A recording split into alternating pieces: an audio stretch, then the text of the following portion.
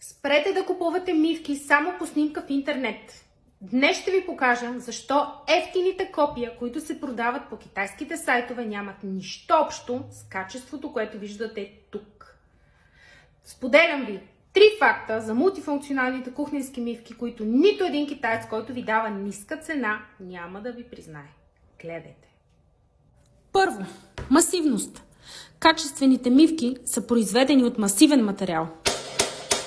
Чувате ли този звук? Това е истински метал, който няма дори дръскотина след силен удар. Вижте борда на мивката. Той е по-дебел от монета от 1 евро. Това са 3 мм солидна стомана. При евтините мивки ламарината е колкото станиол. Втората голяма измама при евтините мивки е съставът на метала. На снимка всички изглеждат еднакво, но магнитът не лъже. Ето един бърз тест. Допираме магнит до гаечен ключ, изработен от обикновена стомана. Магнитът се лепи веднага. Допираме го и до чаша от неръждаема стомана. Магнитът пада. Това е доказателство за високо съдържание на никел в стоманата, което я прави висококачествена.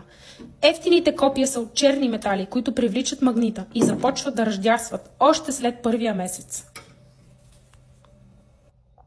Третото нещо, което ще съсипе евтината мивка, са киселините в кухнята. Оцет, лимон, препарати, всички те разяждат обикновената боя за седмици.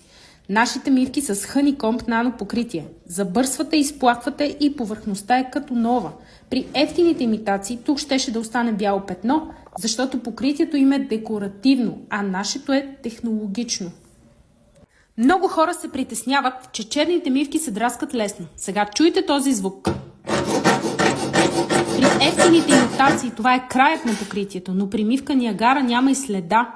Нашето нанопокритие не е просто боя, а броня. Стържете, гответе, мийте, повърхността остава като нова.